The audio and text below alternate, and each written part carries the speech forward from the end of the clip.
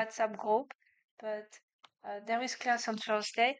So here on that slide here, it's big ideas that summarize everything for the magnetic field produced by a current carrying wire. So here you have the equation for the magnetic field at the center of the loop, only at the center. If it's not at the center, then you have to use Biot-savart and do the calculus.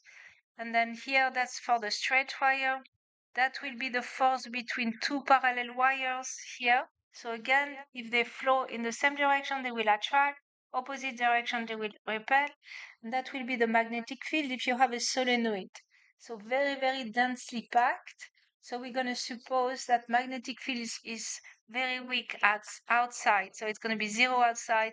Inside, it's going to be very strong. And you're going to use these equations. So for the pop quiz, you can use this slide here. Okay. And before we keep going, so I think this one also is in the pop quiz, something like this. But before we keep going, I want to go back to Biot-savart. So it's an equation. Okay, I went fast last time, but that equation is going to give you the magnetic field at a given point in space produced by a small segment of current carrying wire, which it doesn't exist, right? It's just, you're going to use that equation. And then if you want to find the magnetic field produced by the whole wire, then you have to integrate. Okay. And so you have interesting, so I save that for the assignment, but sometimes you can have interesting configuration. It doesn't have to be a straight wire. It doesn't have to be a loop. It can be just an arc, right? Or a square. And in that case, you have to use calculus. But anyway, this is Biot-savart, and you see it's a right hand rule. It's a cross product, which means you take your right hand again, you have the segment going this way, and then you have the, I'm going to twist. It's going to hurt. Okay, so you have the current going this way, the distance going that way, so the magnetic field is in the board. Okay, so it's a cross product between this segment here, the distance r, and that will be the magnetic field here in the board. But it's just from that little segment here. So if you want to find the magnetic field produced by the whole wire, you have to integrate along. Okay, and it's in this website here, it's showing you how to do it. You have to integrate, for example, if you have a straight wire, you have to integrate along the wire, and that's how we find all these equations. Okay, or you can have something interesting here, so you have to integrate along that path. Okay, so it's a path integral. Is that clear? We're gonna see you're gonna have about the same equation for a moving positive charge. So a moving positive charge also is gonna produce a magnetic field that curves around. Okay, so that's a parenthesis. So we stopped here. Did you do it? Okay, let's do this one. Again, you have to use your right hand.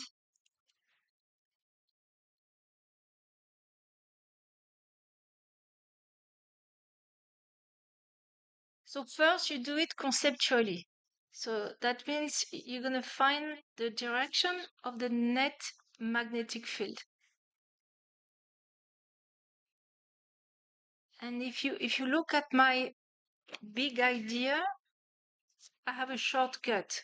So the magnetic field produced by a straight wire has to be straight. Otherwise, you have to use Biot-savart. It's going to be 2 times 10 to the 7 the current and the distance r. And the magnetic field produced by a loop. Okay, so it's going to be the same equation, but you have a pi here because loop, you remember pi r squared to pi r current, and here you have the radius of the loop. This is the same thing. This is the same thing here, and this is the same thing there. Mu 0 is 4 pi times 10 to the negative 7. So we want the magnetic field at point C. So take your right hand. At point C, where is the magnetic field? Up or down? Huh? So the magnetic field by a loop, it's going this way. So the magnetic field will be, let's do it with your right hand. So you have a loop like this, going this way. So from the loop, the magnetic field will go, morning, will go, huh? The loop is here, and you go this way. So the magnetic down. Agree? Down. Yes. The loop. I don't understand that the sign it has. Oh, you had your cursor over it. Okay, I didn't see the I too. Yeah. So it's a current flowing through the loop, right? It's going this way, which is what clockwise. So going this way, so the magnetic field is down. Do you all agree? Going this way, down. Come on, my arm hurts. Do you all agree? So from this one, the magnetic field goes down. What about for the current? So the current I1 is going towards you. Okay, not easy. I1 is going towards you, and you have C here. So the magnetic field goes like this. So what do you think? So I1 is going towards you, right? The magnetic field does like this. So it's going to be very good, right? Not easy. You have to do yoga with your hand. So B1 is up. Okay, so you're going to have, I think, something like this for the pop quiz. So B2 is down and B1 is up. Make sure you can do it with your hand. It's not that easy, okay? You use the hands, right hands rule, current, and then magnetic field go like this. Okay, if you do the loop, it's the opposite. That will be the current, the magnetic field goes down. Okay? So they do not have the same direction, so that means we're going to subtract them. That was the only challenge. And then it's easy because you just plug it in. So up is plus, down is minus. So you just plug it in. So B1 is from the wire. So I'm going to use that equation here. Okay, so just plugging in. Current is 8. That's the distance R here. And that distance is 0.03. Okay, and it's plus because it's up. Okay, so that's going to be, if you do it, it should be 5.33 times 10 to the negative 5 Tesla. Did you get that? Okay, and then B2 from the loop, it's going to be negative. Okay, and you have 2 times 10 to the negative 7. There is a pi. Remember, if loop means pi. It's the same equation with a pi. The current is 2 amps. Okay, it's 2 amps. 0.03, so it's going to be minus, and then 4.2 times 10 to the negative 5 Tesla. Okay?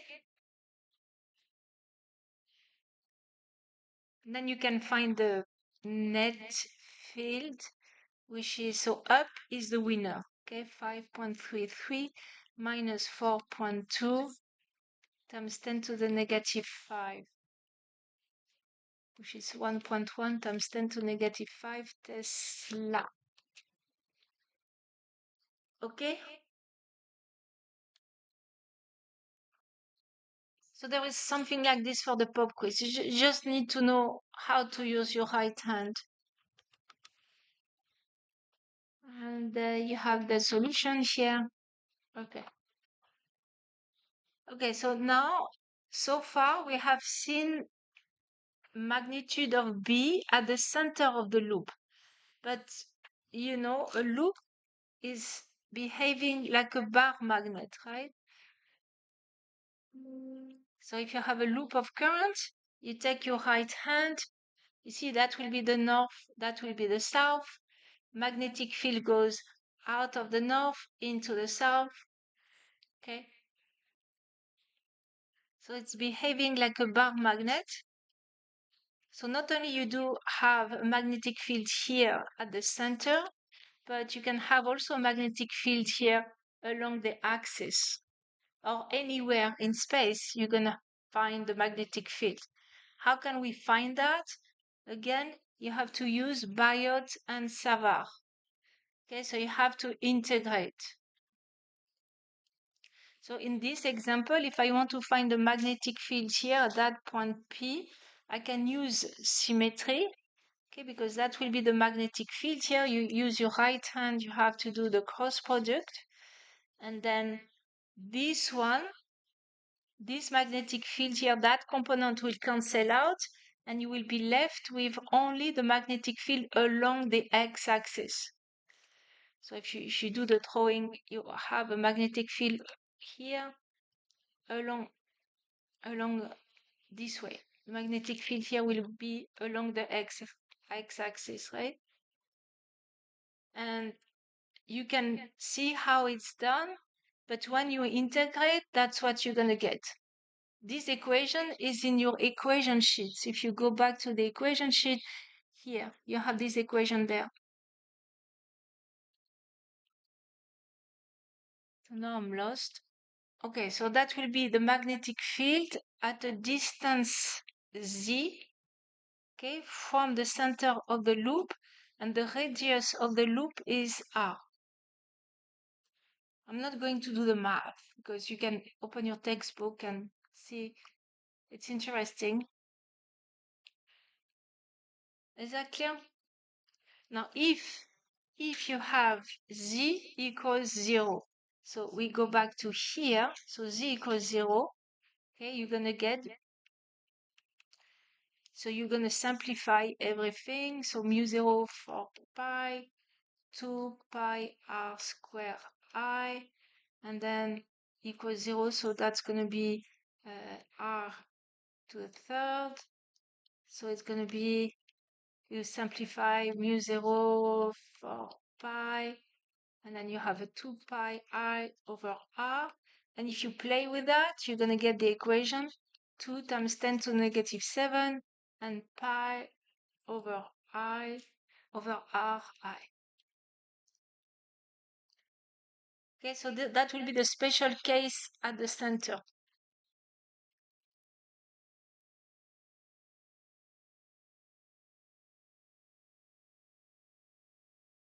Do you agree? So take the limit.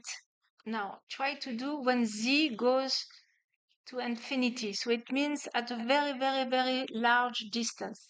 So remember, this is a magnetic dipole. Okay, so we are at a distance very far away relative to the size of the loop. So you take the limit. Limit meaning z is going to be very, very big relative to the size of the loop. So you're going to have mu 0. By the way, what is mu 0? So it's going to be 4 pi times 10 to negative 7 over 4 pi. Do it with me. Okay? Make z very, very big. So this one goes away. 2 pi r square I over z square, and then the square cancel out. So it's going to be z to the third. Check if I'm doing it right. Okay, we suppose that z is very, very, very big. We are far away from the magnetic dipole relative to its size. So what's happening now? So that goes bye-bye. Bye-bye, nice meeting you.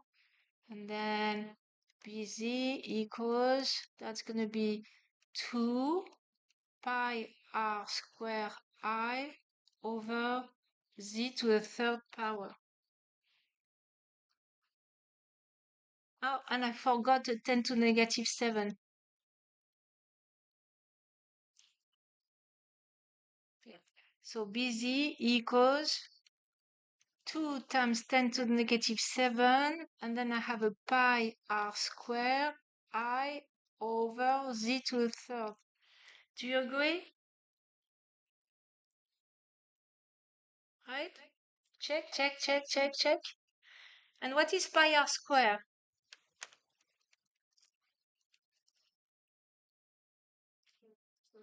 Yes, the area. And remember, we have introduced before a physical quantity called the magnetic dipole, mu, and it was the area, okay, times the current, I. Okay, that's called the magnetic dipole. It's a vector. Okay, so if you go around this way, you take your right hand, mu will be this way. Okay, remember the magnetic dipole with a MRI. So it's a vector here. We have a vector. So that's your magnetic dipole. So the magnetic field far away from the magnetic dipole from the loop will be 2 times 10 to the negative 7. This is the area times the current, so that will be mu, and then z to the third power. So the point is that the magnetic field decreases as the third power of the distance. So it's like the electric dipole. With an electric dipole, the electric field will go down as the third power of the distance. So same thing with a magnetic dipole. Agree? Okay, so if you go back to your equation sheet here, let's see, calculus, where is my magnetic dipole? Here it is, magnetic dipole. And that will be the torque applied to the magnetic dipole. So each time you have a loop of current, doesn't matter the area or the shape, that will be your magnetic dipole. Remember, we define also the potential energy. So anyway, okay, so go back to here.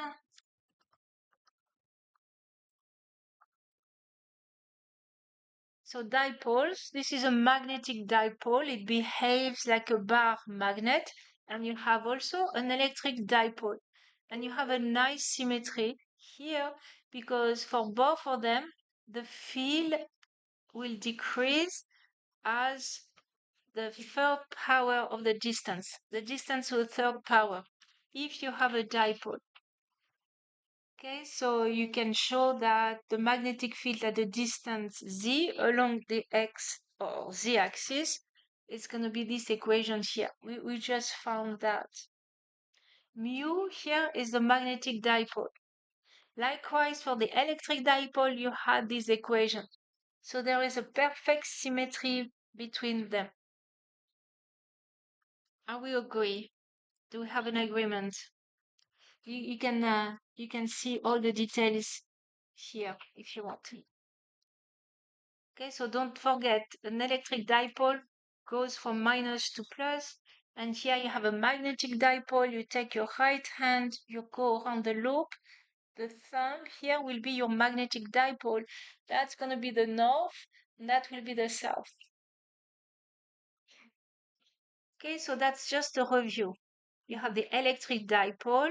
Inside an electric field, it will be acted upon by a torque. You use the cross product.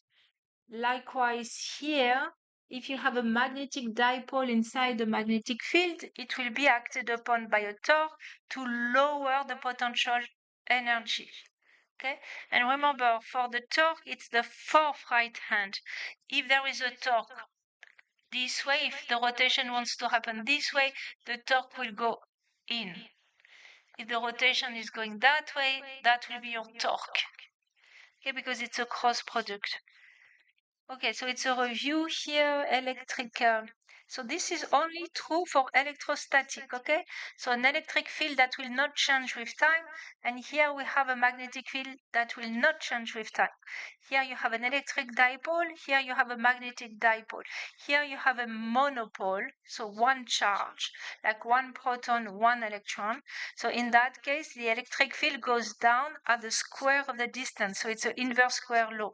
There is no magnetic dipole, monopole. Okay, if you find one, you get the Nobel Prize. So far, there is always a north with a south, so no magnetic dipole. If you have a line of charges, for example, that will be the electric field at a distance r. If you have a straight wire, that will be the magnetic field at a distance r. So you see there is a symmetry between the two configurations. Okay, so Biot-savart again. Okay, Biot-savart at the beginning of the class, that will be Biot-savart by a segment, a small segment. It doesn't exist in reality. So that means if you want to find the magnetic field here, you need to add up all the little magnetic field produced by every single segment of current. So you need to take the integral, right? You need to add up. Okay? It's like you're scanning through. Okay, so you have the same law, okay, for moving positive charge. Okay, so you're going to use something similar to Biot-savart, but applying to a moving positive charge. Again, you take your right hand, positive charge is moving this way, the distance r is going that way, so the magnetic field is in the ball. Okay, so if I do it, I don't know why we have two strings versus just one. Velocity is moving this way, that will be the distance, magnetic field is going into the ball, so you're going to use that equation here. So even a moving charge will produce a curling magnetic field around it.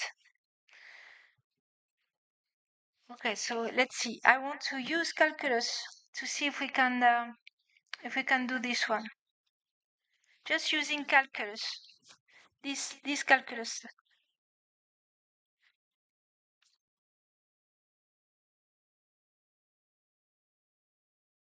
So let's apply Biot-savart to a moving charge. So it's moving this way. Okay, so at that point here, the magnetic field goes into the board.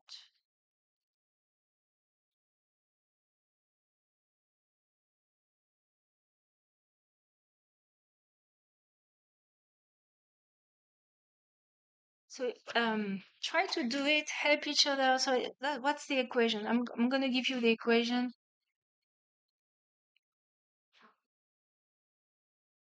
So B is Q. So that will be the charge V cross R. So it's a cross product over the distance R3. And here you have a constant mu04 pi. Okay, so it's Biot-savart for a moving charge. I'm using this equation here. Okay, so now use calculus. Use calculus, like the cross product, to find B at that point. First, you use your right hand. Okay, V is going this way. R, B is in the board. Okay, so just step by step. First, try to do V cross R. Can you do that? And you use this. Just to see how we can use calculus. I mean, it's vector calculus. Just let's do this part. So we do it step by step. So V, okay, it's gonna be 5K watts. here you have the cross product, and then R. Okay, so R, it will be the vector position. You have a vector position. Okay, so that means your point, the point is x coordinate is at 3, y coordinate is at 4. So it's a vector position, right? Remember from last year, so if you have a x and y, that means 1, 2, 3, 1, 2, 3, 4, 5. That means you are looking at that point P here. Okay, so that will be your vector R.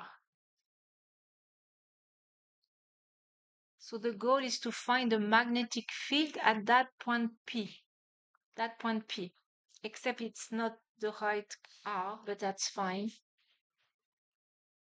Okay, and so X and Y and XY. So V is coming towards you. Because V is along K. Okay, so what is, so 3I, and then what? Plus 4J hat. So what do we get? Can you help me? You distribute. So if you do K cross I, what do you get? K cross I, you get J, right? So 3 times 5 is 15, J hat. And then you distribute here, and you have K cross J. K cross J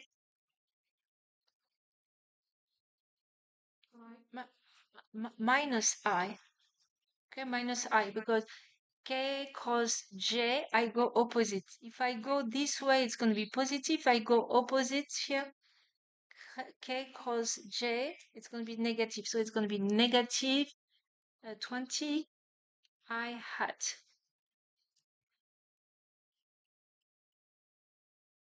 Okay. So we good. Now it's going to be easier. What else do I need? I need the magnitude of R.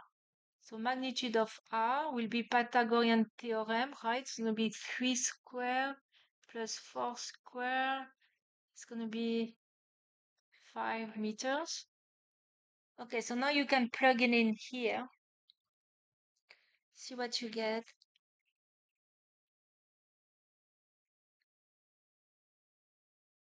So plug it in. So all that, plug it in here, B.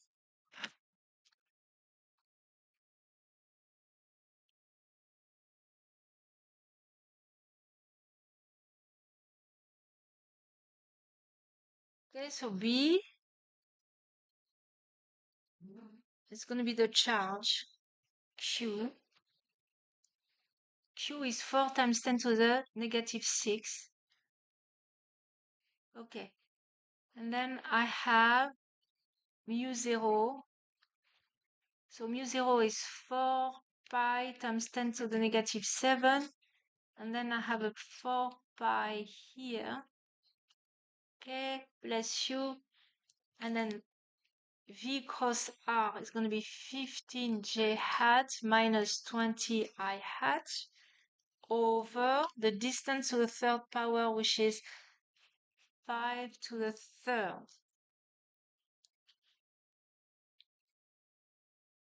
So you go bye-bye, bye-bye. Nice to meet you. So B, it's going to be 4 times 10 to negative 13 over 125. And here you have 15. Oh, you can factor out the 5 times 5.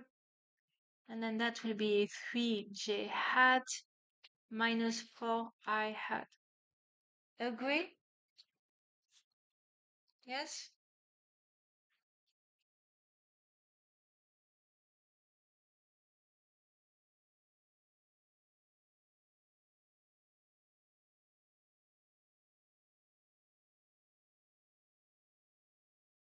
We good? So that will be as a vector.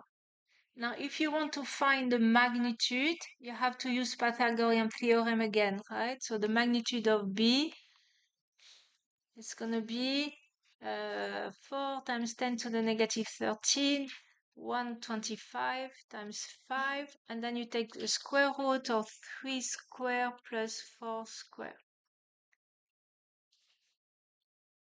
which is 5, right? 16.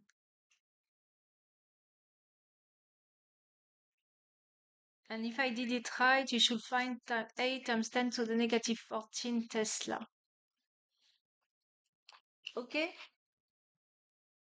So sometimes it's easier to use calculus. But any question? We could. So that's Biot-savart law for a moving positive charge. So we don't have to integrate in that case. We just use calculus. If you have a wire, a current carrying wire, then you have to integrate because it's building up. So you have to scan through and you have a line integral. But not if you have a moving charge. Survive? It's good, right?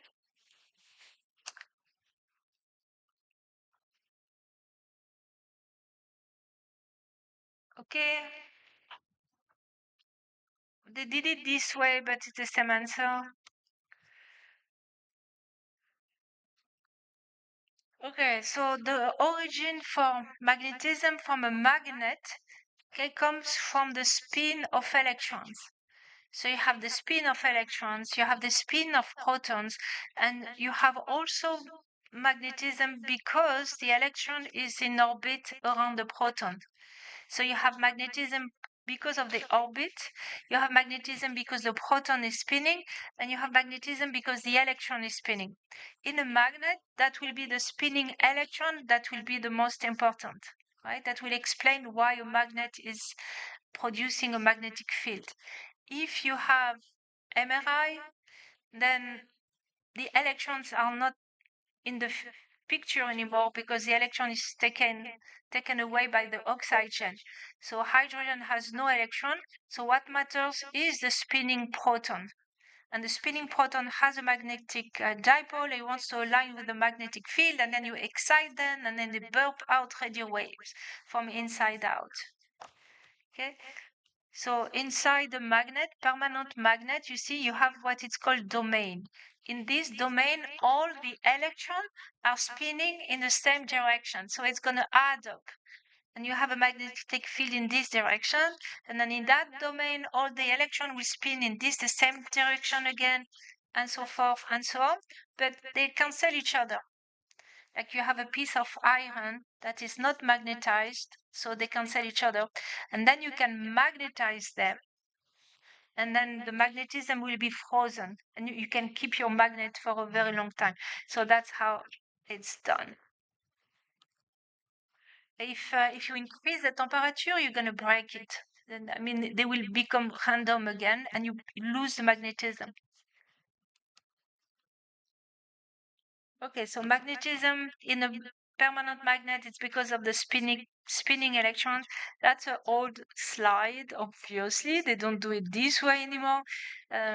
Hard disk used to be coded in a little magnet, right? You will induce little magnet here, so that will be digital information. Yes.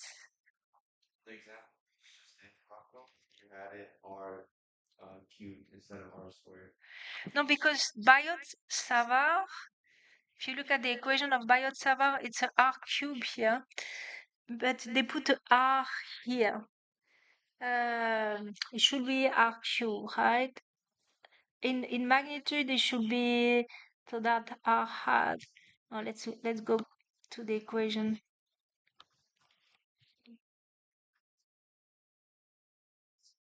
You so here that R, did I divide by R cube? It should be R cube. The equation it says R squared. That's why I was confused. Yeah, you're right to be confused. I'm confused too. It says R squared. And that's So this is the unit vector, and this is r square. So this one is r cubed because this is r. So you're right, it should be r square. You're right, it should be r square because Biot and Savart should be here. It's a r square, and this is the unit vector.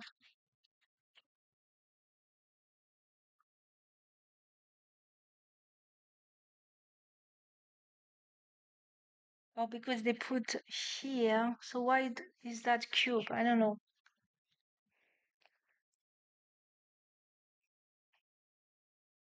Oh, because they cross. Yes. So in that case, they cross. I cross V and R. So I have a R on top and I have a R at the denominator. So it will be R square. Right? Because you have a at the top here, it's going to be V cross R. So you already have an R in there.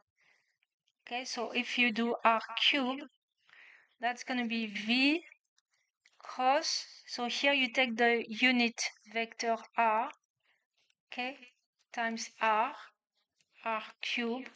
So that's going to be V cross R hat, which is the unit vector R square. So you have two ways to do it. So you're right, it should be R square, but you can use that notation instead. So that means R, the vector R, it's going to be R times R hat, the unit vector. Here, R equals R hat, the unit vector. So you will get the same thing. Right? It's a very good question. So either you have two ways to do it. Either you use V cross R hat and then you have a R square, or you're going to do V cross R the vector and then you have R cube. So this one is just giving you the direction, but the magnitude is 1. Okay? So if you go back to Biot-savart, here you have a R square because here they are using the unit vector. This is the unit vector. But I can write this as mu0 4 pi I dl cross, and then I can do the vector r, and in that case I use the cube. So this here is the unit vector r hat. This is your vector r. Okay?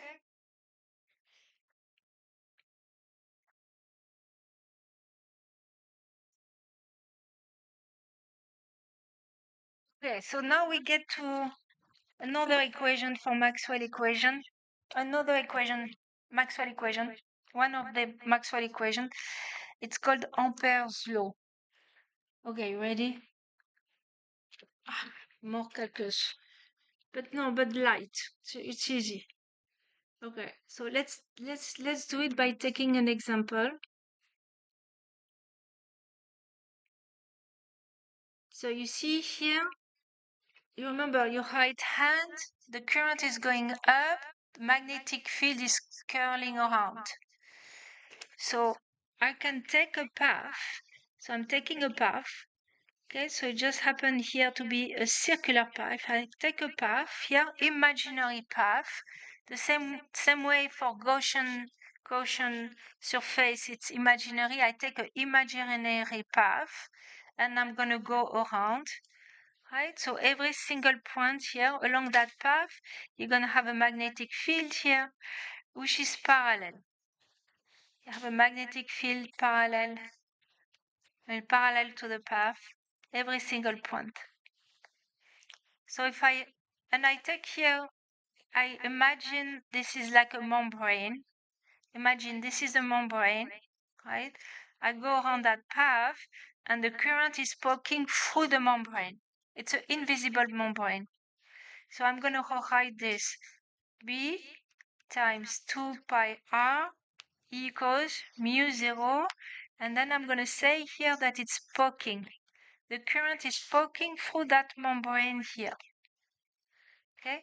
So that will be the path around the current here, and that will be the current poking through that membrane. So this is Ampere's law, because it means I could say that the sum of all the B parallel to the path, so I'm taking the path here, so I'm dividing the path in small segment delta L, okay, equals mu 0, and that will be poking through. So this is called Ampere's law. Now we'll explain. But do you agree this is the same thing, right? Because all the magnetic field here at that distance is going to be the same. So I can say the magnetic field parallel, the sum of the delta L, okay, that's going to be mu 0 poking through, which is B times 2 pi r equals mu 0 I poke. And this is called Ampere's law. So I'm going to take examples and that will be easier what it means. But you agree with that? It's fine? Yes. Slash lines next to the B. This one? No, in the second and third line. This one means that B, I take only B parallel to the path.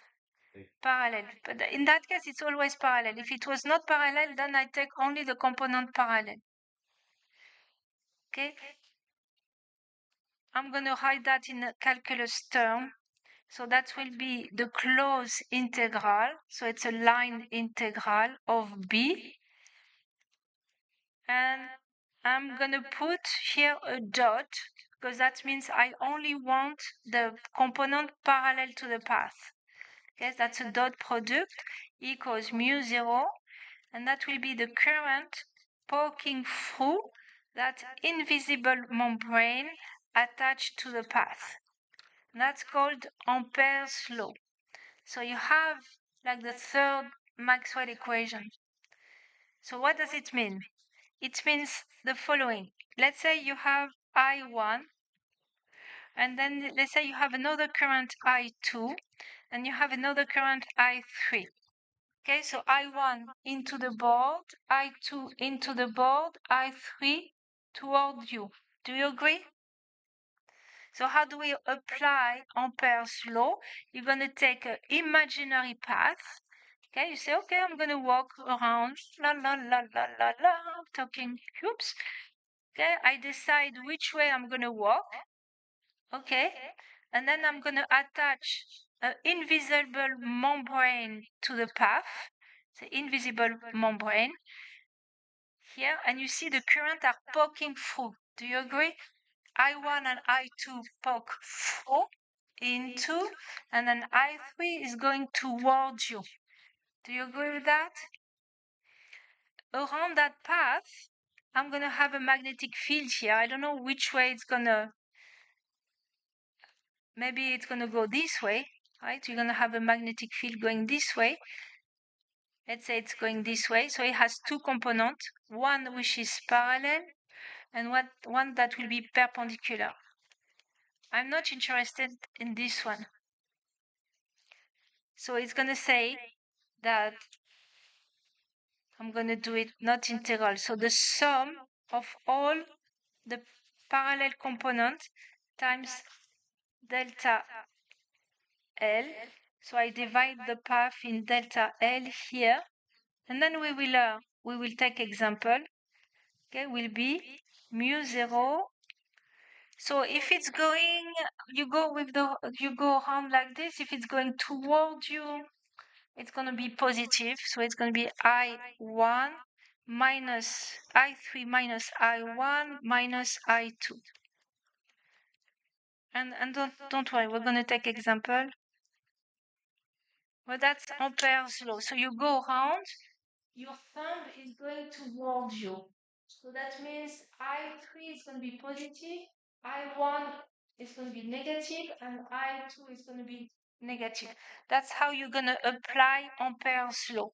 It tells you that the line integral, the closed line integral of B along a path, and you decide which path, will be equals to mu 0, and then the sum of all the current poking through that invisible membrane.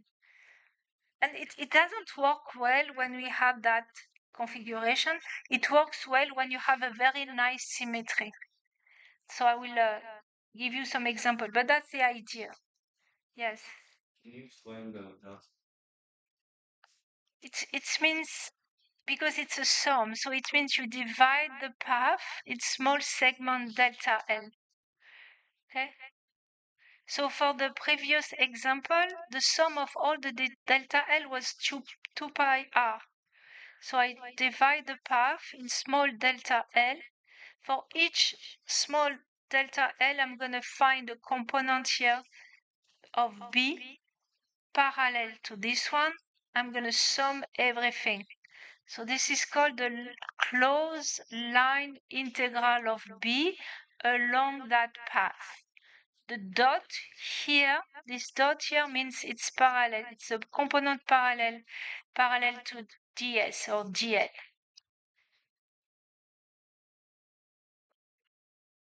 Is that clear? Okay, it's easier if we take example. So that's called Ampere's law. Okay, so for example, here you have two wire. So I take a path all around it here, and I'm going to divide that path in small segment delta L, and the line integral around that path, along that path, will be equals to mu 0 I1 plus I2. I1 and I2 are poking through the membrane. So here's an example here. You see, I have I1, I2, I3. You take a path.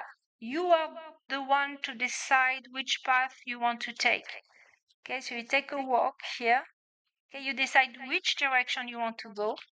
You attached a membrane to that path, and you're going to say that the line integral of B dot ds, so the sum of all the B parallel to ds, okay, will be equals to mu 0, and then the current poking through the membrane.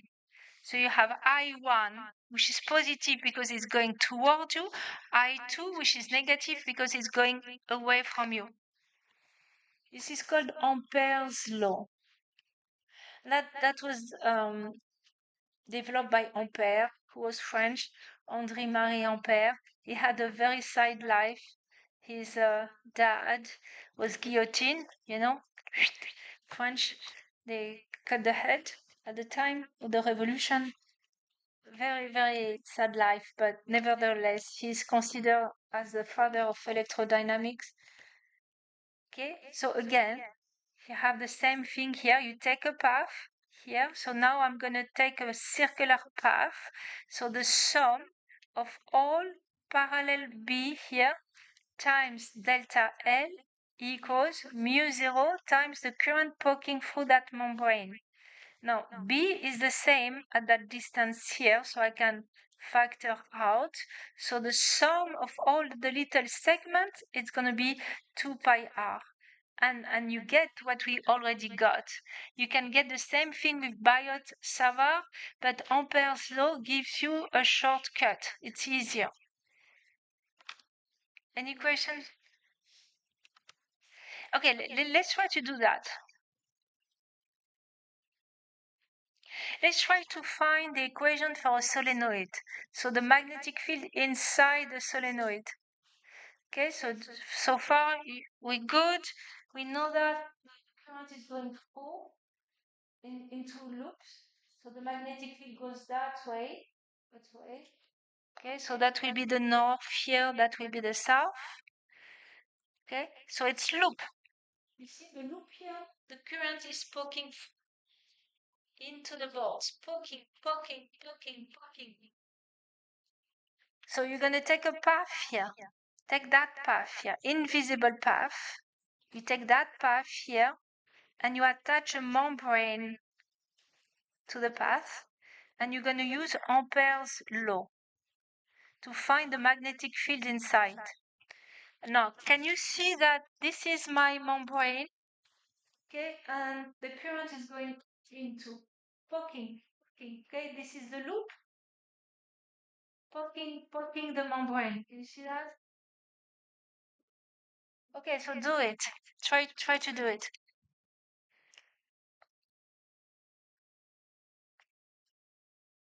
And staring doesn't help. Don't stare. Do it.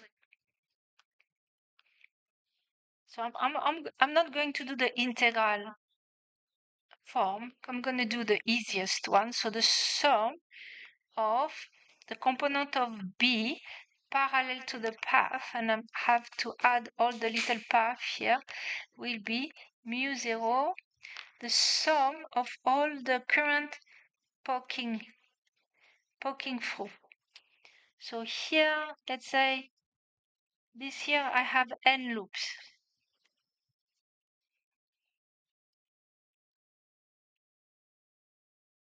So it means 1, 2, 3, 4 n loops poking through the membrane. It's poking through. And I'm going this way. Going this way. I'm going that way. This is length L, and you have n loop. So let's go from A to B. Is there? So if I go this way, I'm going to go up this way. So first of all, the magnetic field here, is it parallel or perpendicular to the path? Perpendicular. Is there a parallel component? A, from A to B, to C, to D. So from A to B, the magnetic field is perpendicular. So do I have a parallel one? Because I want parallel to the path. So the answer is the parallel component is yes, so it's going to be from B to C, from here to there, right? But here you have no parallel component. Do you agree? Right? Because the magnetic field is in this direction. So that will be your magnetic field. That's going to be your delta L here. So there is no parallel component. So it's going to be 0. Do you agree? So from A to B, it's going to be 0. From B to C, do you have magnetic field?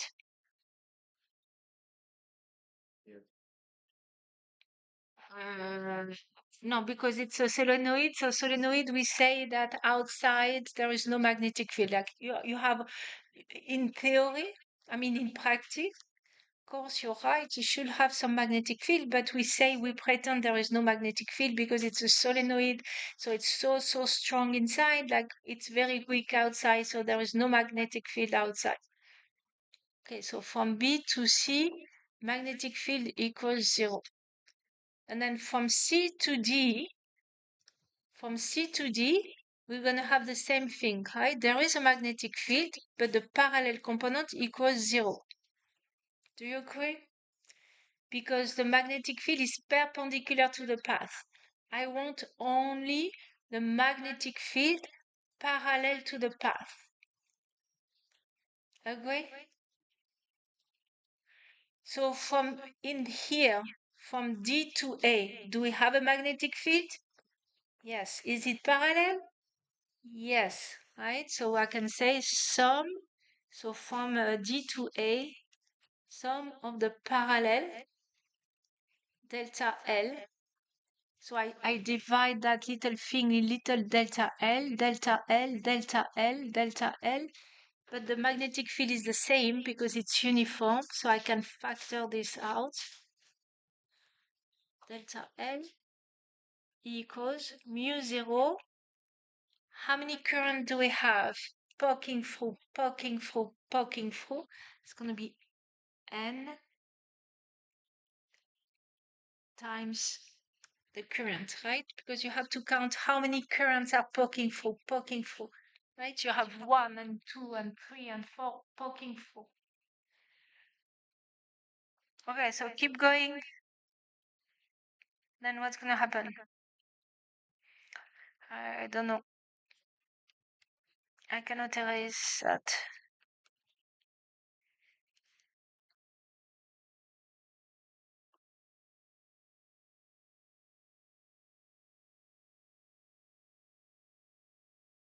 Okay, so that's going to be the magnetic field, okay, inside the solenoid times the sum of all the little segments here. It's going to be L equals mu 0, the number of loops here poking through, and times the current. So the magnetic field will be mu 0 N over L times the current. That will be the loop density, the number of loops per unit length. Okay, so that's going to be mu 0 and I. And that's how we use Biot and Savart. We need to have something very nice, nicely symmetric, okay? Because otherwise you have to use the integral.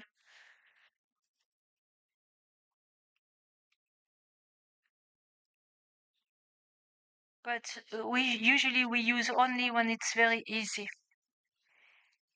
Okay? Are you awake? Okay, good. Everyone, we're good? So the magnetic field inside the solenoid is uniform. You see, that's why the lines here are apart from each other, same distance. Okay? So again, how do we use Ampere's law? Okay, we take a path, okay? And then invisible path, it's in your head, everything happening in your head. And then we attach a membrane, invisible membrane. So it's an invisible membrane. Like when you were a kid and you make bubble, for a loop, it's like a membrane, invisible membrane. And then here you look at the current poking through. Maybe I have I1, I2, maybe I3 is going towards you. Maybe I'm going to have I4. Well, I don't care about this one. I'm only caring about the one that are poking through. Okay? And then I'm going to divide this path in small segments delta L. And here I'm going to have a magnetic field and produced by those currents here. I don't know how it's going to be, but let's say this is the magnetic field B. I'm only taking the parallel component here.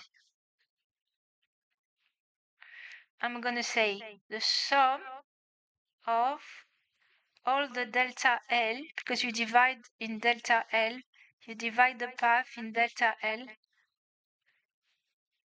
times the component of the magnetic field along that delta L. Okay, let's try to do things nice. Okay, will be mu 0. Only the one that poking through. So you take your right hand. So I3 is going to be positive, right? Because you follow the direction. I3 is positive. So it's going to be mu 0 I3 minus I1 minus I2. Okay, so this is called Ampere's law. Just to review one thing, when you do a dot product, that means A parallel to B times B. That's the meaning of a dot product. It will be the component here of A along B times B. So if you have a vector A and a vector B, you take only that component here, parallel. Because you do the parallel component times B. Any questions?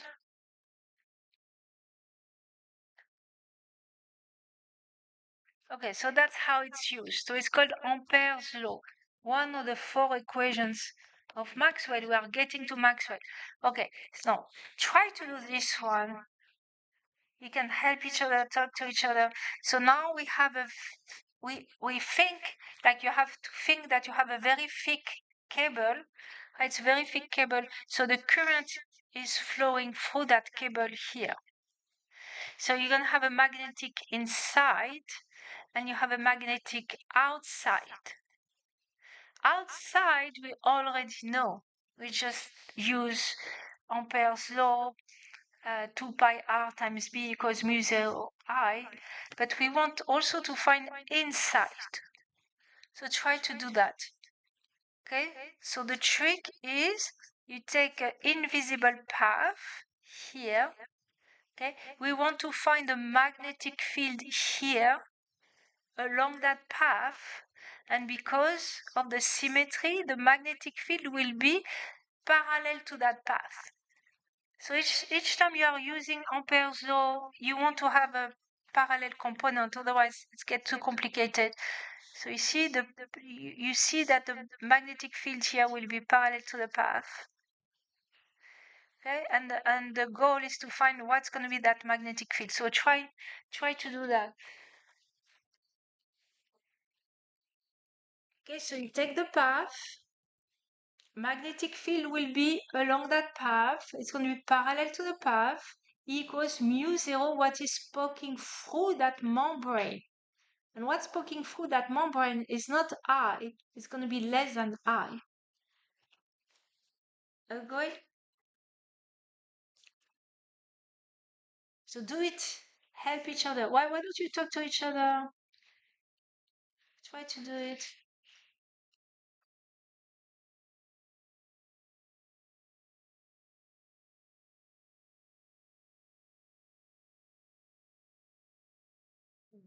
It's touch screen. Oh. Mhm. So imagine you have a bucket of water, and inside the bucket you have another bucket.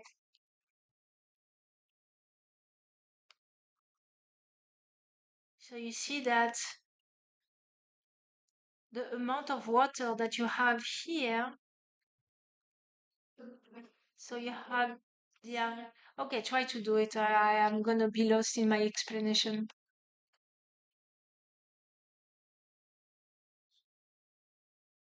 So here I have my membrane. Okay, you have the membrane here, and let's say the current going through it is not going to be I. It's going to be I. Let's say I'm going to call it I what? I2.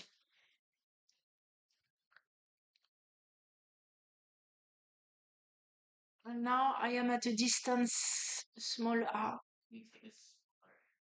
Yes, it's a smaller area, exactly. Yes, so it's not the whole I, exactly.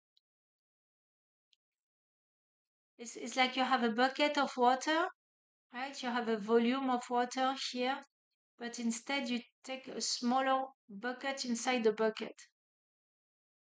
So the ratio between the volume will only depend on the ratio between the area.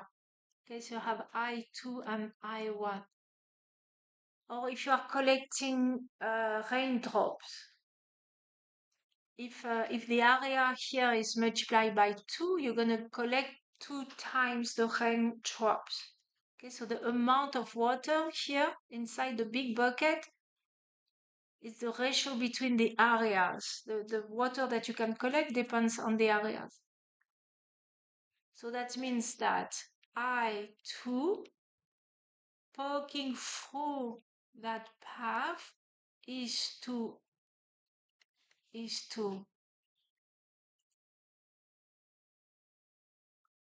is what? I2, the area 2 is to area 1. That's the whole trick.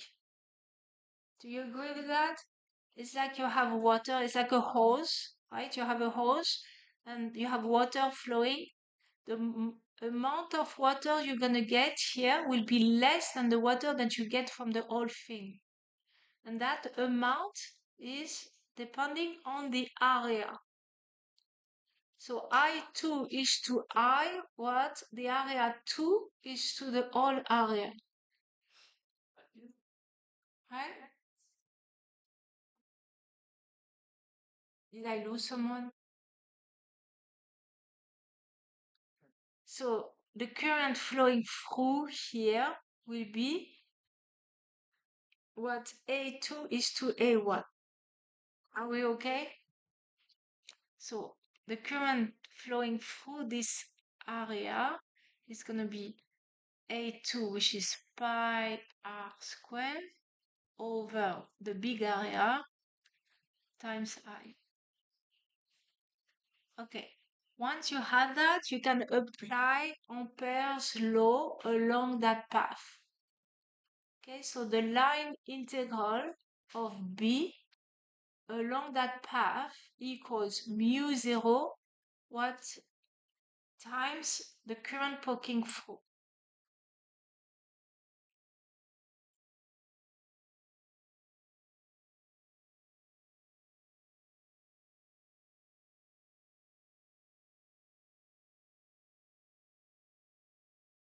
So I'm taking a walk. Taking a walk.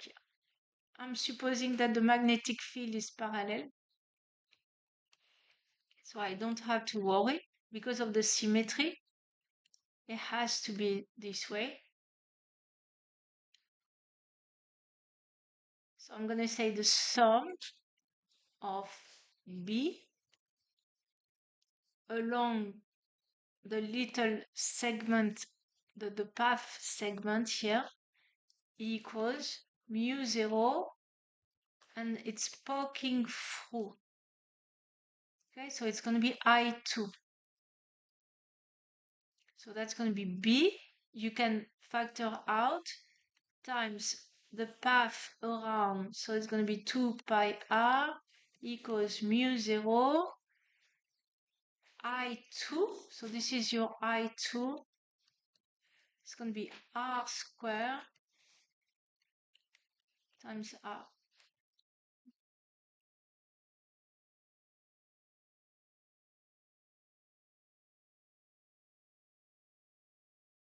Okay, and then you can say bye-bye, bye-bye. So B is going to be mu 0, and then Ri 2 pi r. That will be the radius. So that will be the magnetic field, and there is a square. Magnetic field inside that cable. Okay, so that's a nice example how to use Ampere's law. It works only when you have a nice configuration because B here is always parallel to the path. So you can factor out B multiplied by the length of the path, and you just have to find what is it that is poking through. So again, it's like you have two buckets of water and you are collecting, photons from the sun. Okay. So if the area is multiplied by 3, here you're going to collect 3 times more photons. Okay, and then if you take the path outside, so then it's going to be easy, right? It's going to be B times 2 pi r equals poking through is just mu 0 I. And we have the other equation. So that will be for larger. And that will be for smaller.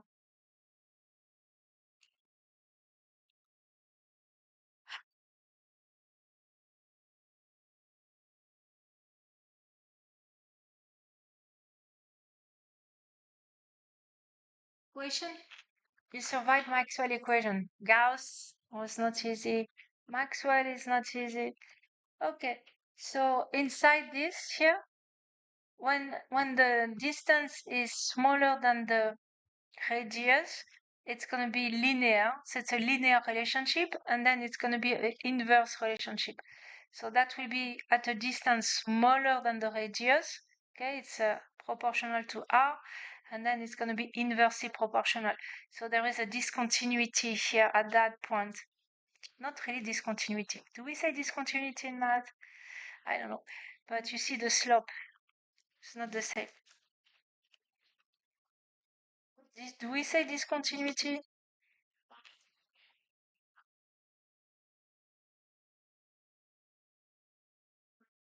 So it's not discontinuity.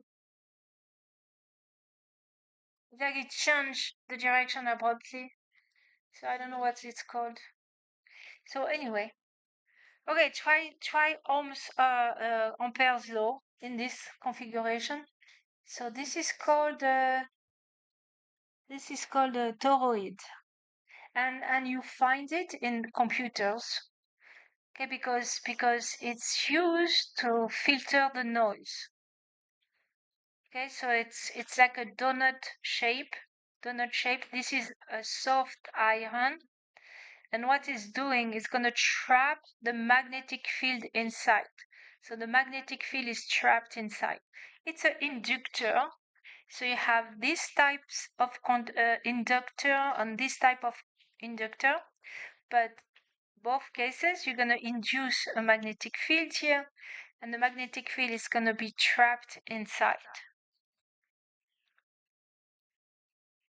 Okay, so it's easy to use Ampere's law. I hope you see it. Do it, do it, do it. Wait, don't stare, don't stare, don't stare.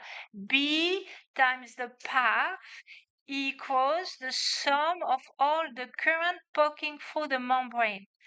B, the magnetic field, times the path equals the sum of all the current poking through the membrane. You don't even have to integrate because the magnetic field, we say, it's going to be the same inside. It's uniform. So B times the path equals mu 0 times the sum of all the current poking through.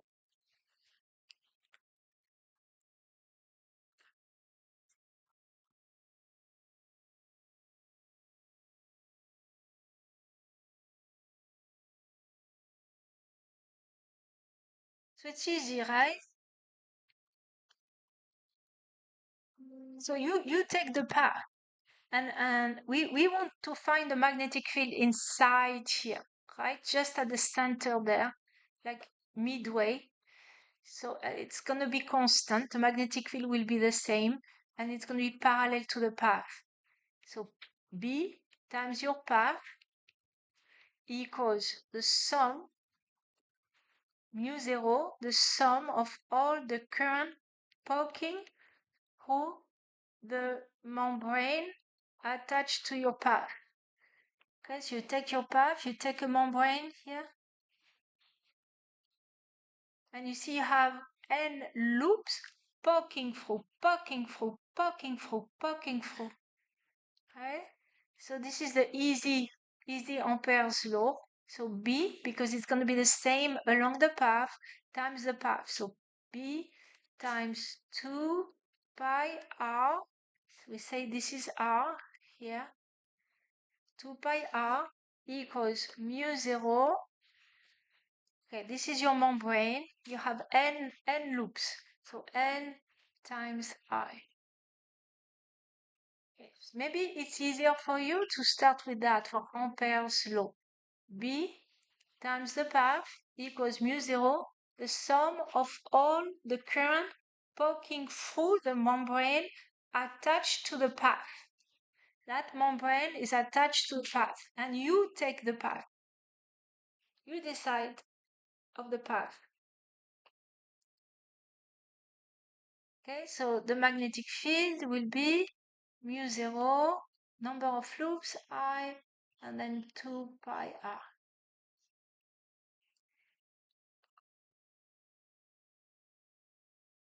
Okay?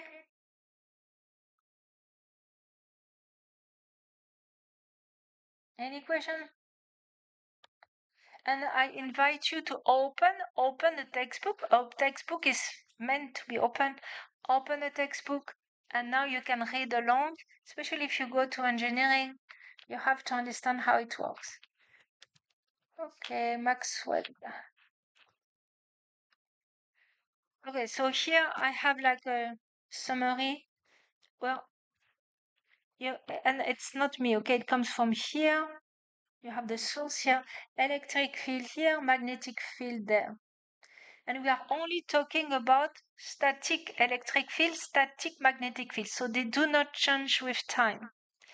Here you have Gauss law, okay, and where you say, I'm taking an imaginary path, and I'm saying that the number of lines poking through that bag equals, you have the epsilon zero here,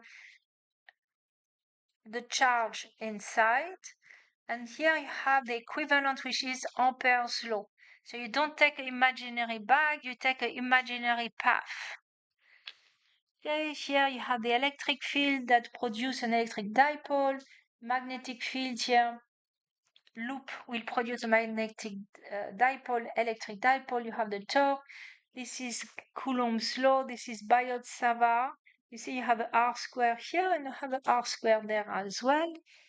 Okay, and then here you have the electric force and you have the magnetic force, and you do not have a monopole for magnetism.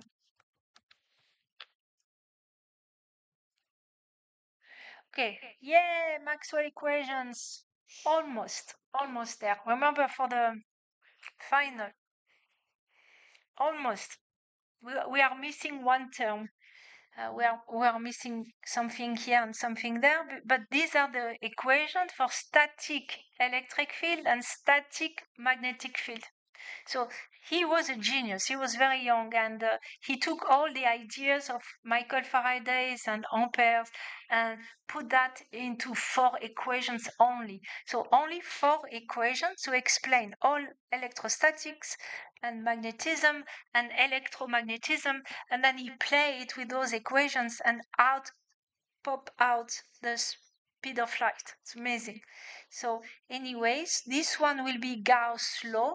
Okay, so that means an electric field, static electric field, will always diverge and converge. Okay, and the source is the charge. This is Ampere's law. It means that the magnetic field never converge, never diverge, always curves. Okay, and that the source for magnetism is current. Okay, in that case, electric current. This is Gauss law for magnetism. It means you do not have magnetic monopole. Okay, so it means if you take an imaginary bag around a magnet, the number of field lines poking through equals 0, because as many goes out, that goes in, and that will be Kirchhoff law for voltage. Remember, it means that the electric field is conservative. It means like if you take a charge, right, and you move it inside electric field and you go back to the same place, there will be no work done. It means that if you want to increase the potential energy of a charge, you have to do work. But if you go around the path, there is no work done. So the electric field is conservative. Okay. Oh, it says video Ampere's law. Yes, a video. Ampere's law.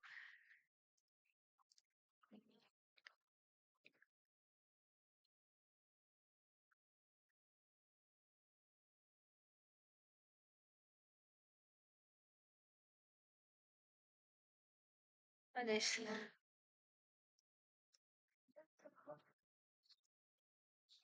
Charge moved around and back to the starting point.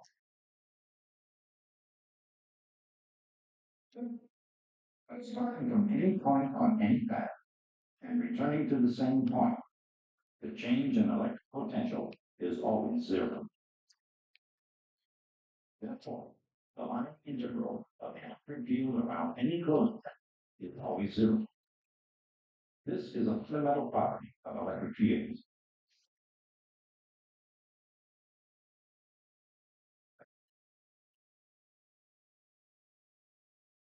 Straight wire creates circles of constant magnetic field.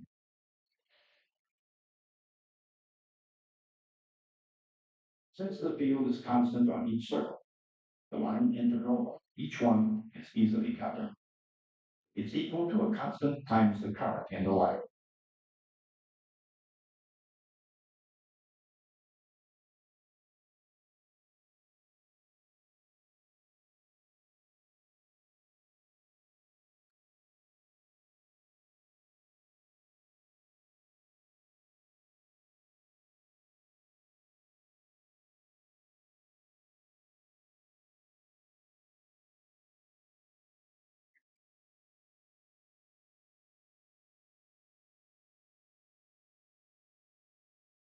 So he says thread through. I say poking through.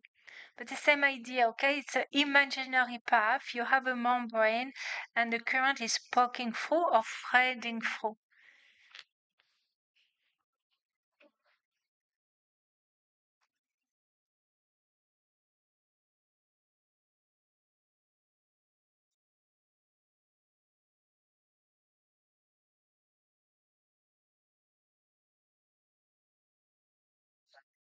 Single coherent theory of electromagnetism. He started with Faraday's intuitive concept of lines of force, with Gauss's laws of electric and magnetic flux, and with Amperes' brilliant idea, all magnetism was electric. Those insights had to be expressed in a vacuum.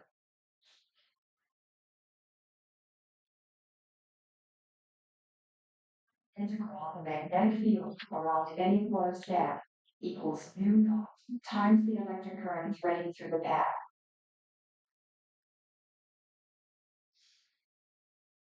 Two fields, the line integral around any path is always zero.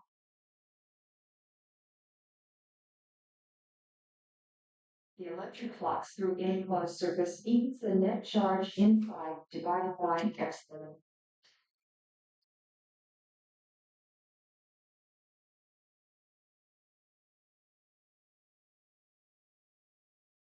Enclosed surface is always zero.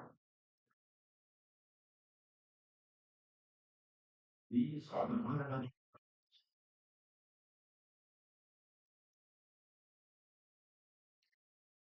Okay, so that works only if the electric field is not changing with time, the magnetic field is not changing if in time, right? Then we'll have to fix this. And to fix this one, when the electric field is changing with time and the magnetic field is changing with time. So this works only for static electric field and static magnetic field, okay? It's not an easy concept, that's why it will be great if you open your textbook and see what's going on inside. Okay, so which one could be a magnetic field, A or B? B, very good, right? Magnetic field always, doesn't matter if it's changing or not changing, magnetic field always curves. An electric field, if it's static, it will diverge or converge. If it's going to change with time, then it decides, you know what, I'm tired to converging or diverging, I'm going to curl as well. Okay, but magnetic field always curves. And guess what? We are done. Haha. Yes. Okay, so we have a summary here, some equations there. You see, this is Amperes law, and this comes from a college um, physics, algebra-based physics book. And so you don't have an integral, right? It's just the sum of B along the path times the path equals mu zero times the current poking through. And I think for the test number 3, it should have been this week, but it's Passover, so I pass over Passover, and I pass over Easter. But the topic is just magnetism. Magnetism, right? This is source of magnetism. For test number 3, it's just magnetism, but a lot of conceptual questions with your right hands. Okay, so don't miss test number 3 because I will not reopen it. Make sure you have the date for the final. Okay. Don't tell me last minute, no. Make sure you have that in your calendar.